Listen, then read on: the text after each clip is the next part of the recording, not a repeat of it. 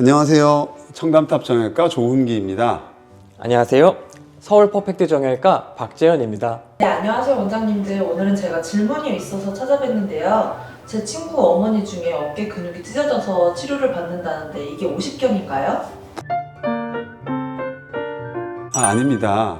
오십견은 어깨를 둘러싸고 있는 관절낭이라고 하는 주머니가 있는데요. 회전근개라고 하는 근육 속에 위치하고 있는 관절낭이라는 부분이 두꺼워지고 유착돼서 관절의 가동 범위가 줄어드는 질환을 말합니다. 오십견은 정확한 명칭은 동결건, 어깨가 얼었다 또는 유착성 관절낭염이라고 하는 건데요. 이것에 대해서 자세히 알고 싶은 분들은 여기로 따라가시면 됩니다. 회전근개 파열은 어깨를 움직이는 근육이 뼈에 가서 부착을 할 때는 밧줄이라는 것으로 변하면서 부착을 하게 되는데 그 변하는 부위가 찢어지는 것을 말합니다. 근육이 끊어지면 어깨를 못 움직이는 걸까요?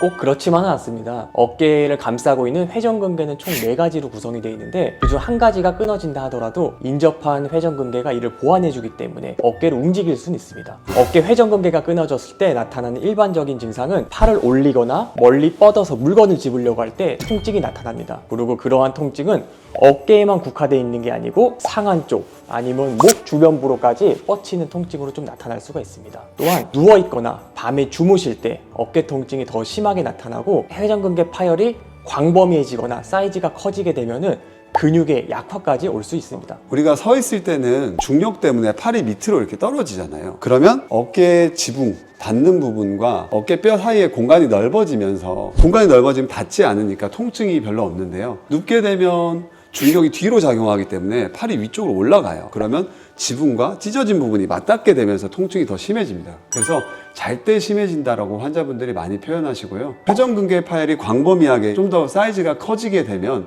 60도에서 120도 이 범위 내에서 근력 약화가 좀 더 심해지게 됩니다. 회전근개는 어떤 과정으로 끊어지는 걸까요? 다쳐서 끊어지는 걸까요? 보통 외상으로 건강한 회전근개가 끊어지는 경우는 드뭅니다. 보통 이미 약해지고 너덜너덜해진 인대가 외상에 의해서 끊어지는 경우입니다. 우리가 옷을 많이 입게 되면은 옷에 보풀하기가 생기고 해지지 않습니까? 그렇게 약해진 회전근개가 사소한 외상이나 충격에 의해서 끊어지는 경우가 대부분입니다. 보통 30대 때 증상이 시작되는데 충돌증후군 증상으로 시작이 됩니다. 어깨 견봉뼈와 팔뼈 사이에 있는 회전근개와 점액낭이 마찰에 의해서 염증이 생기고 붓게 되고 그래서 통증이 시작됩니다. 40대 때 이러한 마찰과 염증이 지속되게 되면은 회전근개는 더욱더 약해지겠죠? 이 상태에서 일상생활에서 가해지는 사소한 충격 때문에 부분 파열이 생길 수가 있습니다. 부분 파열은 쉽게 말해서 샌드위치를 생각하면 되는데요. 샌드위치에서 윗방이 찢어지는 것을 부분 파열이라고 합니다. 그런데 그 상태에서 강한 충격이 가해지거나 좀 더 찢어지게 되면 아랫방까지 찢어지게 돼요. 그러면 샌드위치가 완전히 분리가 되겠죠. 이런 것들을 전층 파열이라고 합니다. 주로 40대 후반, 50대, 60대 넘어가면서 전층 파열로 진행을 하게 되는 거고 이게 심해지면 통증이 더 심해지게 됩니다. 전층 파열이 진행이 되면 우리가 지퍼가 찢어져 있는데 잡아당기면 확 더 찢어지잖아요. 마찬가지로 전층 파열이 된 상태에서 힘을 가하게 되거나 무리하게 되면 지퍼처럼 확 찢어져서 더 많이 찢어지게 되는 결과가 나옵니다. 찢어진 근육은 다시 붙지 않는 걸까요? 일단 부분 파열과 전층 파열로 나눌 수가 있는데요.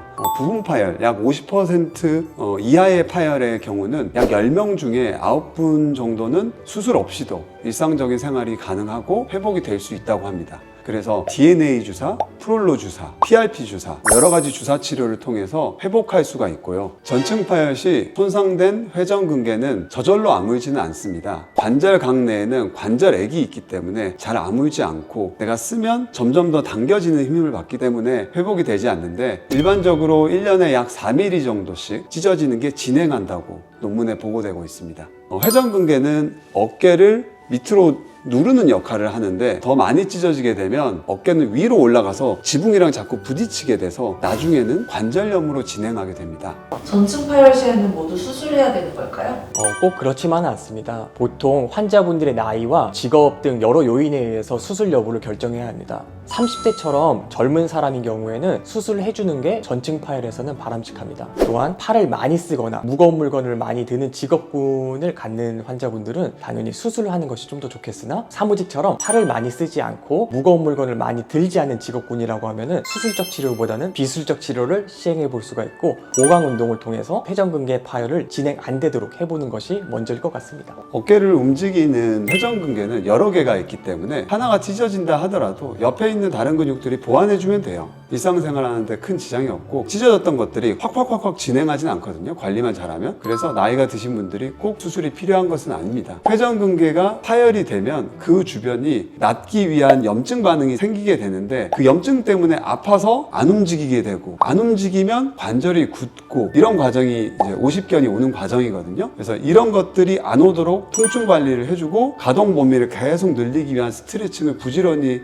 해주면 수술 안 하고도 어느 정도 관리가 다 가능합니다. 그러면 근육이 더 찢어지지 않으려면 어떻게 해야 할까요? 작은 사이즈의 회전근개 파열이 잘못된 생활 습관으로 인해서 더 크기가 커질 수가 있습니다. 그래서 이것을 막아주는 게 중요한데요. 멀리 있는 물건을 잡거나 손등이 하늘로 향한 상태에서 손을 머리 위로 올리는 동작들도 회전근개 파열의 진행에 안 좋은 영향을 끼칠 수가 있습니다. 또한 일상생활에서 딱딱한 물건을 이렇게 칼로 써는 행위들은 어깨에 강한 충격을 주었기 때문에 피해주는 것이 좋습니다. 또한 팔이 반복적으로 회전되는 운동들은 피해주는 것이 좋습니다. 수영에서 접영, 자유형 같이 팔이 반복적으로 위로 올라가는 동작들, 그리고 탁구에서처럼 강하게 깎아치는 행동들, 이런 동작들은 어깨 파열을 좀 더 심화시킬 수 있기 때문에 피해주는 것이 좋겠습니다. 마지막으로 지금 영상을 보고 계신 분들에게 한마디 하신다면 어떤 게 좋을까요? 회전근개가 파열되었다고 해서 너무 낙심하실 필요는 없습니다. 노화의 과정이기 때문에 누구나 조금씩 오는데 중요한 것은 회전근개 파열된 부위가 더 커지지 않도록 생활 자세 꼭 신경 쓰시고요. 통증 관리를 철저하게 해서 관절 가동 범위가 처음처럼 돌아올 수 있도록 만들어서 50견으로 진행하지 않도록 신경 써주는 것이 제일 중요합니다. 더 궁금하신 사항 있으시면 외래 내원하셔서 부감 없이 물어봐 주세요. 감사합니다. 고맙습니다.